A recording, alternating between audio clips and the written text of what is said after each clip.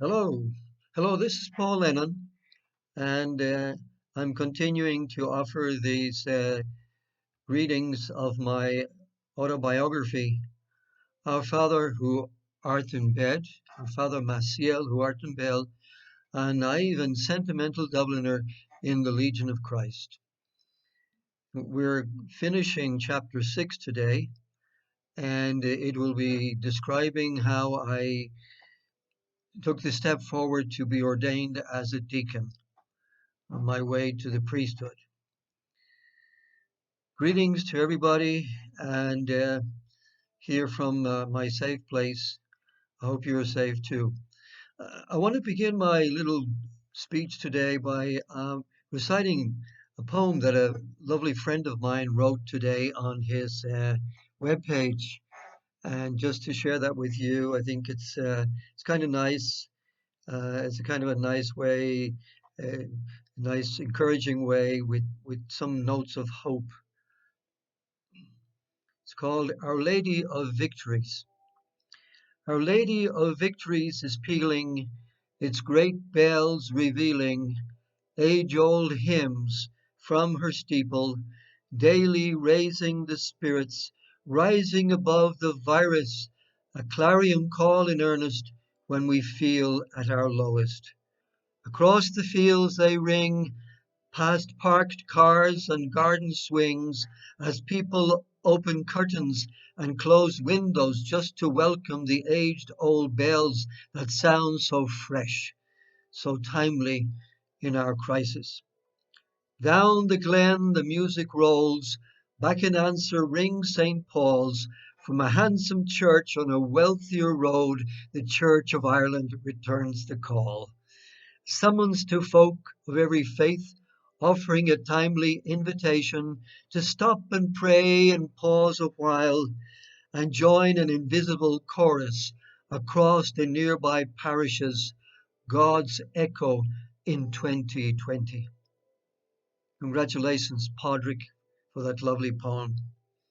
I will continue to read my not so melodious memoir. But here we are. It's going to be brief today, hopefully, so it's a little bit different. Keep it brief, keep it short, keep it short. Taking into account my long history of doubts of faith, my lack of boundless enthusiasm for the Legion of Christ and its apostolates, the strange Regnum Christi had just appeared on the horizon, the lay movement, plus the occasional run-in with Father Maciel, I was uneasy about taking this step. For years I was dogged with the guilty itch of not being sufficiently integrated, maybe a kind of a Hispanic phrase, not sufficiently into it, not sufficiently part of it, not sufficiently wedded into, embedded in the Legion of Christ. And never suffering fools lightly, one of my many defects, and comparing theory and practice could be risky in the Legion. Legion poverty, for example, is quite a paradoxical term. A legionary may have everything he wants for his apostolate work once he has permission from his superior. I was aware that members on practices of apostolate, work practice, you might say, in Mexico often spent luxury vacations in the houses of rich benefactors, be that Acapulco, Mazatlan, wherever you wanted.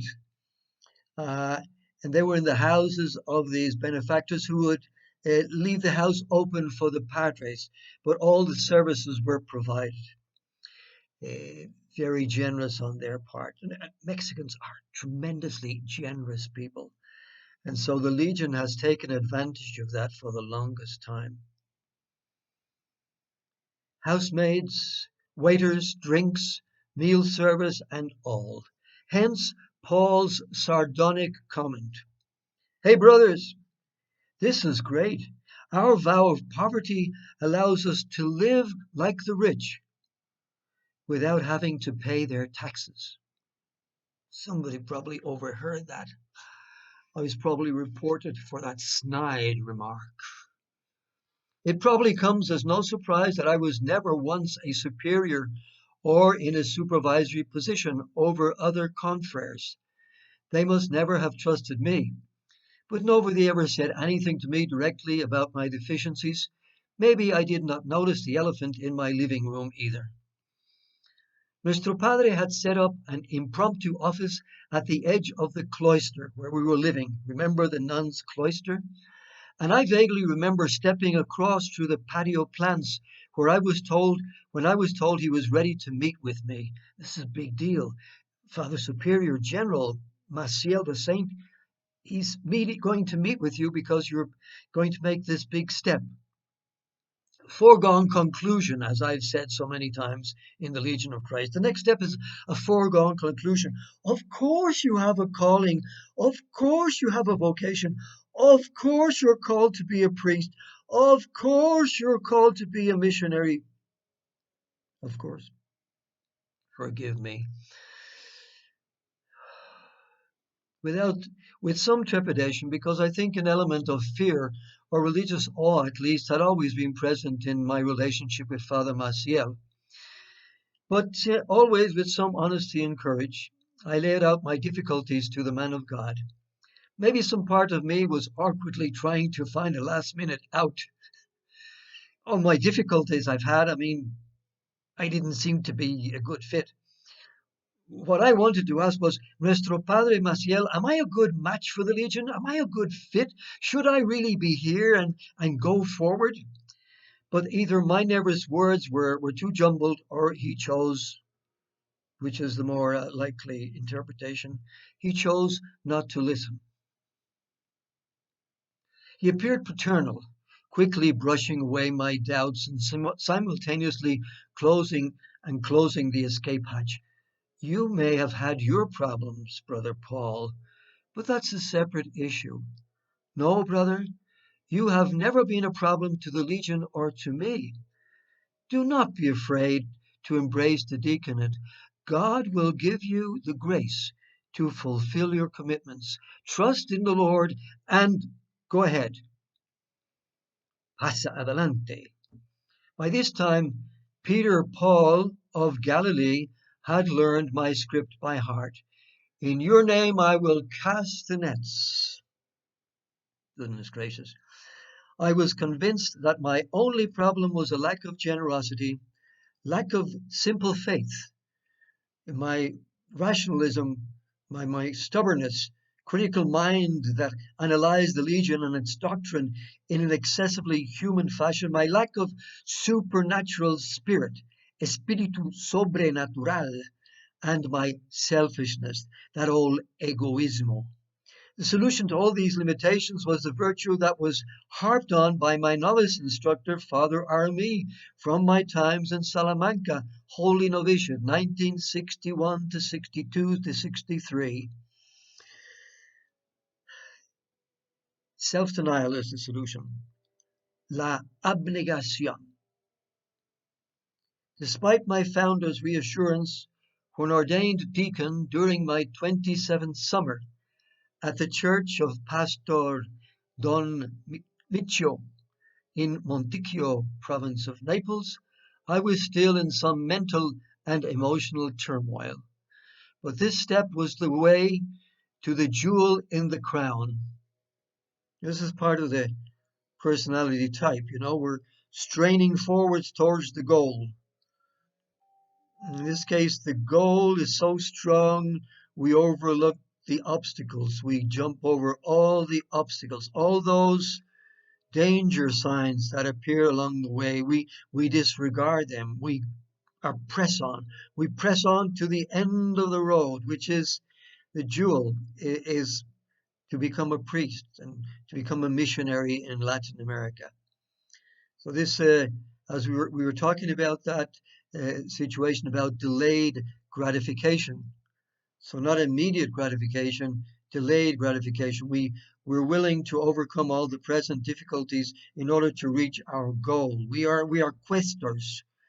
We are knights in shining armor. like from medieval times. When I was ordained a few months later, at the age of 26, I was renouncing the affection I did not know, the lust I found repugnant, and the romantic love I did not yet know. Hasta la vista, my good friends. Until we talk again, meet again, thanks for bearing with me. And once more, I ask myself, what am I doing giving these conferences at a time like this? Well, this is a cautionary tale, T-A-L-E, and it's for all those families or young men, those enthusiastic and idealistic young men who may be contemplating a call to the legionaries of Christ, and sometimes pushing ahead without considering uh, the realities and the consequences. So it is a kind of a warning. It's a cautionary tale, and that's one of the reasons why I'm doing this. For me, one of the things that motivates me is, what motivates you is that I hate to be disappointed. And I hate to see other people being disappointed, disillusioned. And so one of my goals, one of my passions is to prevent that.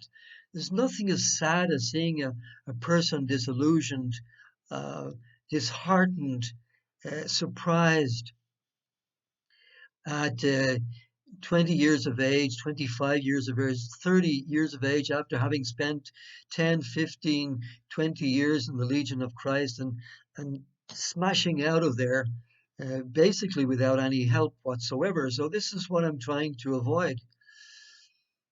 Caveat emptor, as they say in Latin. Let the buyer beware.